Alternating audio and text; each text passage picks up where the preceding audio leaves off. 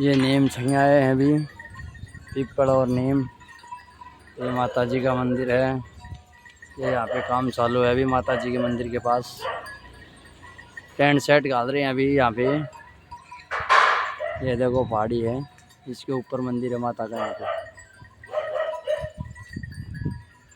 इधर बगीचा है।